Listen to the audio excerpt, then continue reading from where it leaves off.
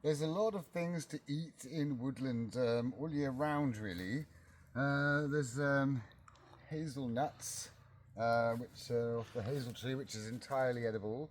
You can eat the leaves, the bark, the catkins, and the nuts. But of course, the squirrels usually get all the nuts, so they don't usually last very long. But it is an entirely edible tree, so that's kind of handy. And then down here, ooh, we got a bit of jack by the hedge. I don't know if you can see that, can you? It's got little leaves like that, and it flowers.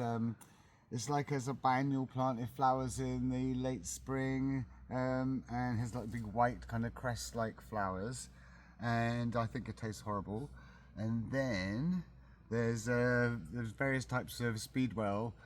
This is like one kind of woodland speedwell. They're all edible, but they usually taste horrible. And then you have the herb Roberts, which mostly finished flowering now, but they have the leaves all through the year. This little plant will survive like that, like a little rosette of leaves, and then it will flower kind of in the late spring, through the summer. So the flowers are edible when they're there, but the leaves are edible all through the year, and they're very, very good for applying to wounds and things because they're in the geranium family, and they have these very divided leaves like that, and they have a really strong smell, which some people like and some people don't. And then here, just out of sight of you, is ground elder, which is technically not a native, but it is edible. And the roots and the leaves. And what else have we got here?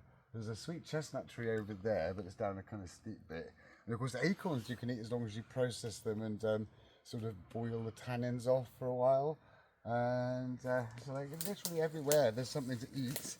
Of course, there's loads of things you can't eat as well. Wood avens. There's wood avens down here. It's just a bit of a flowering stem here. The leaves are edible, and the roots taste like cloves and can be used as a clove substitute. So yeah, everywhere you look, there's something you can eat, just even in just this little patch here. So you can never really go hungry in the woods. This year, there hasn't been many mushrooms yet because we haven't had the rainfall, but it looks like we're going to have some rain, so there might be loads of mushrooms as well, because mushrooms are really the main feature of the autumn. So hopefully the rain we have will bring on some mushrooms, and then we'll have the full spectrum of woodland food to eat.